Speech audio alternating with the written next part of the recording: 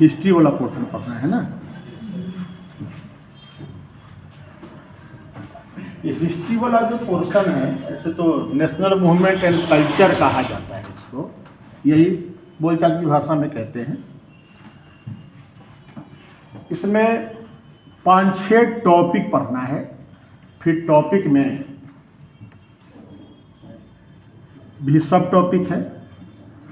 आज हम लोग सिलेबस देखेंगे कि क्या क्या पढ़ेंगे, और सिलेबस भी 2 चरण में देखेंगे। पहले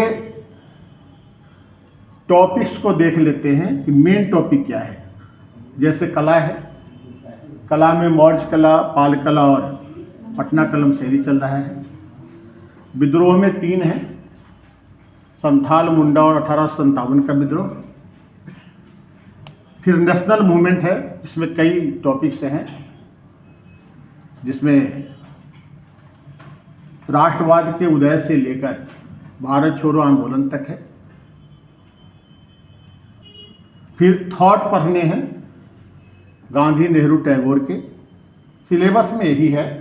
हालांकि एक बार जयप्रकाश नारायण और लोहिया से संबंधित भी लगता है 65वीं में पूछ लिया है, लेकिन सिलेबस के अनुसार गांधी, नेहरू, टैगोर ही हैं। एक किसान आंदोलन भी आप जोड़ सकते हैं टॉपिक्स के रूप में, जिसमें चंपारण है, और बिहार के किसान आंदोलन में स्वामी सहजानंद सरस्वती की भूमिका है। एक आप ऐसे ही मिसलेनियस टॉपिक भी ले सकते हैं, जिसमें ब्रिटिश भारत में अंग्रेजी शिक्षा का विकास है, ब्रिटिश शासन का सामाजिक आर्थिक प्रभाव भी देख सकते हैं, तकनीकी शिक्षा का विकास भी देख सकते हैं, इससे भी क्वेश्चन पूछा जाता है। तो मोटे तौर पर यही 5-6 टॉपिक आपको पढ़ना है।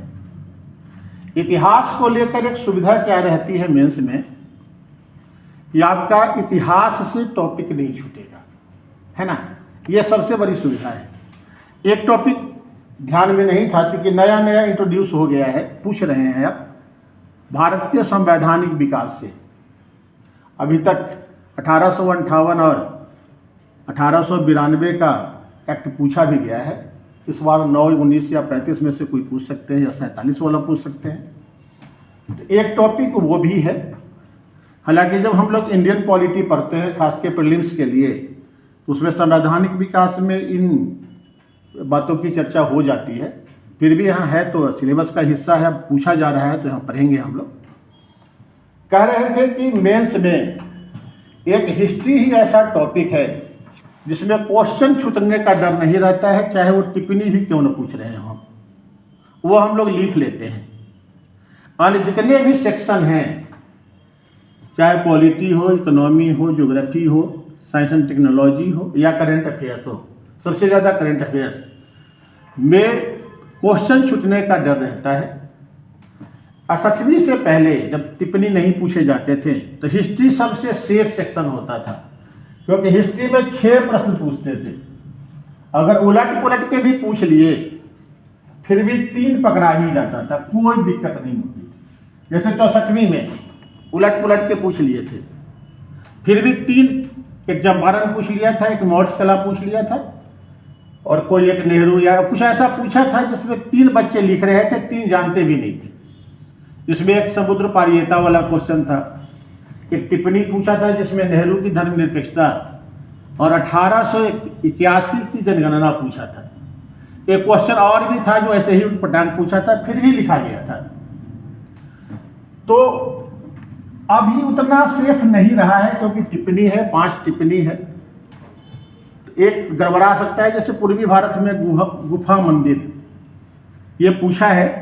सामान्य तौर पे तो गुफा मंदिर वही मौर्य कालीन ही हम लोग पढ़ते रहे हैं, उससे ज़्यादा तो नहीं पढ़ाई होती थी।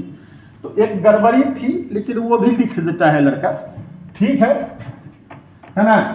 अशोक और दशरथ वाले ही गुफा मंदिर को आधार बना के लिखा, तो 2-3 नंबर दिया है, देखे हैं। तो सबसे पहले क्या क्या मुख्य टॉपिक हैं उसको देख लेते हैं।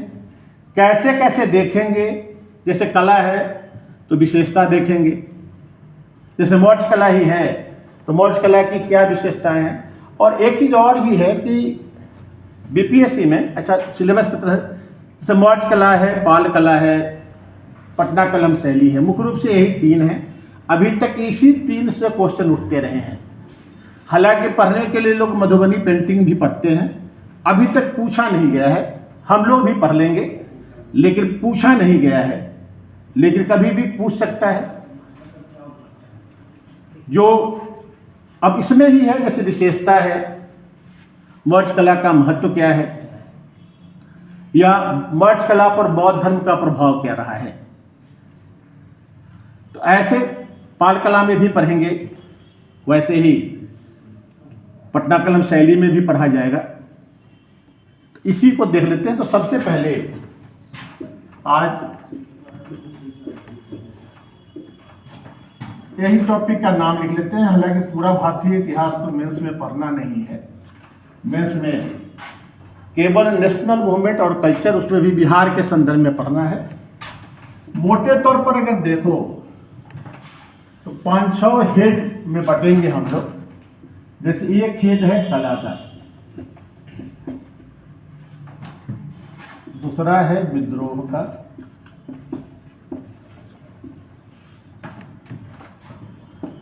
तीसरा है राष्ट्रीय आंदोलन का,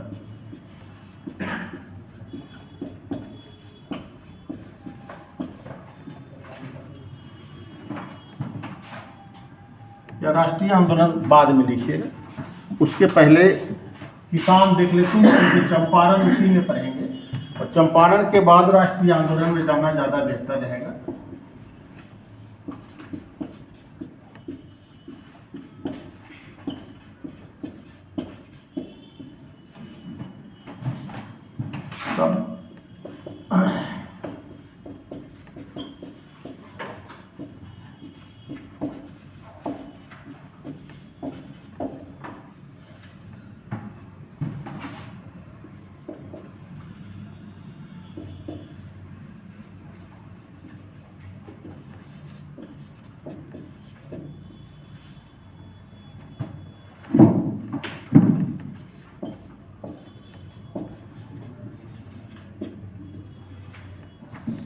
इसी 6 हिस्सों में बांट कर देखेंगे, है ना।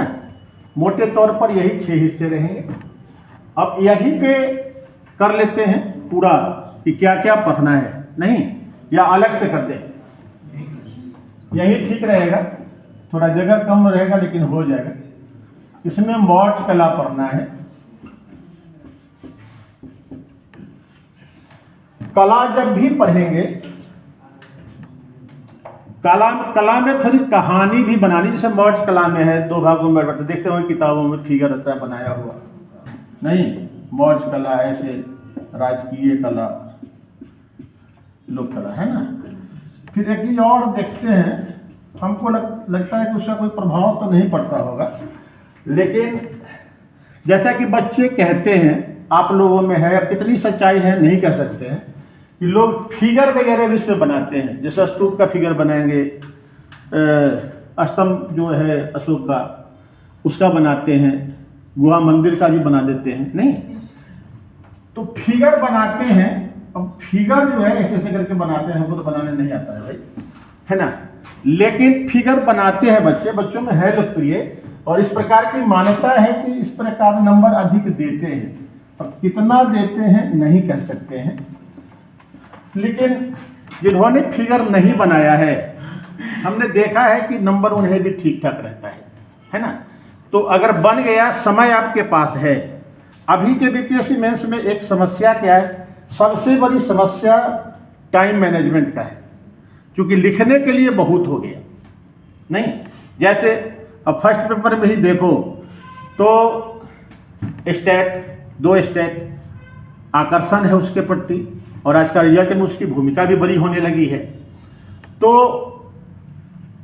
1 घंटा तो लेगा ही वो, और फिर इस आपके पास 2 घंटा बचा इधर, उसमें 14 क्वेश्चन लिखना रहता है, नहीं। 5 छोटा वाला, दोनों सेक्शन में 2-2। अब ये 5 जो लिखना है, कितना समय दोगे, है ना। एक क्वेश्चन पर आप 4 मिनट से अधिक नहीं ले सकते हैं, क्योंकि एक टिप्पणी लिखिएगा, जब दूसरे टिप्पणी में जाइएगा तो सीधे कलम यहां से उठा और वहां लिखना शुरू हो जाएगा, ऐसा नहीं होगा। कम से कम 30 मिनट तो सोचने लगे ना। तो मिला जुला के समझो कि एक क्वेश्चन पर 5 मिनट लगेगा, नहीं, यानी एक टिप्पणी अगर 5 आपको आ रहा है तो 25 मिनट तो वो ले लेगा, तो 25 दूना 50 मिनट हो जाएगा। फिर आपके पास 4 क्वेश्चन लिखने के लिए 70 मिनट ही बचेगा, है ना। तो ऐसे में अगर समय बच जाता है, फिगर वगैरह बना दो, नहीं तो उसके बगैर भी आप लिख कर निकल सकते हैं, है ना, कोई समस्या नहीं है, नंबर नहीं करता है। तो मौज कला है, मौज कला के बाद पाल कला है, और इसके बाद पटना कलम शैली है। ये 3 है मुख्य रूप से। थोड़ा मधुबनी भी देख लिया जाएगा। सर वैसे भी इस बार वित्त मंत्री जो है ना वो मधुबनी पेंटिंग की वो साड़ी पहन के आई थी, तो वित्त मंत्री, हाँ ठीक, तो था पेपर में, दिखने में भी लग रहा था कि मधु पेंटिंग, हाँ वो बहुत हाईलाइट किया गया है। लेकिन अब उसके आधार पर ही पूछे ही, कोई जरूरी नहीं है, लेकिन पढ़ लिया जाएगा। और देखो पढ़ेंगे, यहाँ तो लिखने में थोड़ी दिक्कत हमको हो रही है जी, तो इसको अलग ही से लिखो, ज़्यादा अच्छा रहेगा, ज़्यादा एक्सप्लेन हम लोग कर पाएंगे। जैसे विशेषता लिखेंगे, विशेषता से पहले थोड़ा इसका जो है कि कैसे कला बटा हुआ था, स्तूप, ये सब बहुत ज़्यादा डिटेल नहीं करना है, क्योंकि उतना आप लिख नहीं पाइएगा। एक होता क्या है, पढ़ने के दौरान, जानने के दौरान एक मुसीबत और भी रहती है कि जाने उतना ही जितना लिख दे। अब मान लो कि इतना जान लिए, लिखने गए, अब एक क्वेश्चन पर आपने मान लीजिए आधा घंटा समय दिया, तो कहीं ना कहीं तो डंडी मारना पड़ेगा। और मान लीजिए पूरा 6 पेज भर देते हैं, जो देता है लॉन्ग क्वेश्चन के लिए, क्वेश्चन नंबर 38 है ना, और 38 तो मिलेगा नहीं, 22 बहुत तो मिलेगा, 22-23, उससे ज़्यादा मिलेगा नहीं, चाहे आप 10 पेज लिख दीजिए उस पर। तो ये असंतुलन नहीं होना चाहिए, इसलिए वहाँ आपको देखना पड़ेगा कि क्या छोड़ सकते हैं। वैसे भी सिविल सर्विसेज क्या जानना है उससे ज़्यादा महत्वपूर्ण होता है कि क्या